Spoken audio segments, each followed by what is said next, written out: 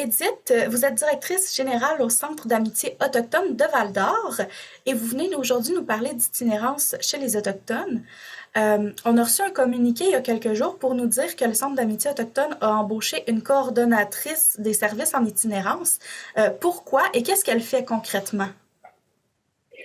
Bien, en fait, cette fonction-là vient s'ajouter à une gamme de services à l'itinérance et toute la complexité qui vient avec et d'inscrire ça dans une offre de service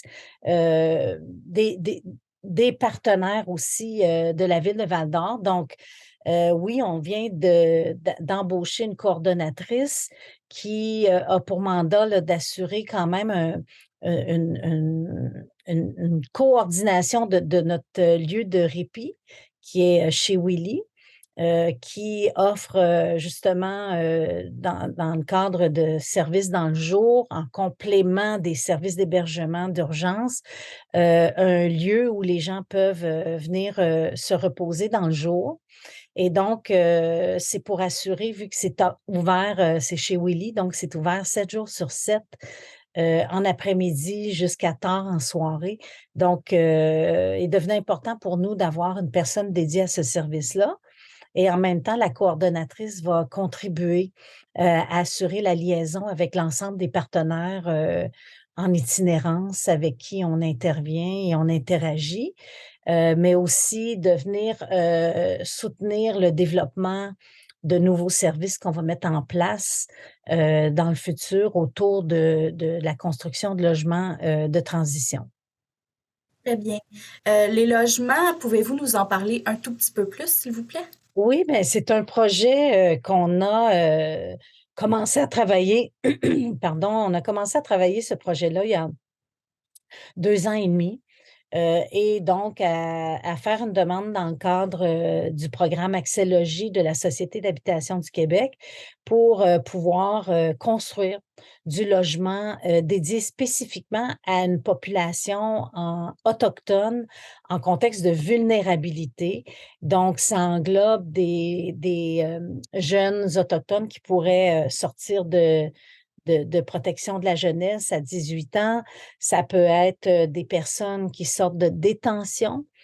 Ça peut être des femmes qui souhaitent sortir de contextes de grande vulnérabilité, comme, comme la prostitution ou des situations comme ça. Et évidemment, des hommes, des femmes autochtones qui sont prêts à faire une sortie de rue finalement et qui sont prêts là, à entamer un nouveau chemin de vie, là. Vous avez aussi dans le communiqué mentionné que l'Union des municipalités du Québec, vous leur tendez la main. Pouvez-vous nous en parler un petit peu plus? Pourquoi? Bien, l'Union des municipalités a annoncé la semaine dernière qu'un comité avait été mis en place par des maires. Le maire de la ville de Québec préside ce comité de lutte à l'itinérance et j'ai pu lire dans les médias donc nationaux que la mairesse de Val-d'Or, Céline Brindamour, était membre de ce comité. On sait que la réalité autochtone est présente dans ce contexte d'itinérance dans plusieurs villes où convergent justement des Autochtones. Et donc, pour nous, c'est en vue des travaux que ce comité de l'UMQ a l'intention d'entreprendre, dont la tenue d'un grand sommet au Québec sur l'itinérance.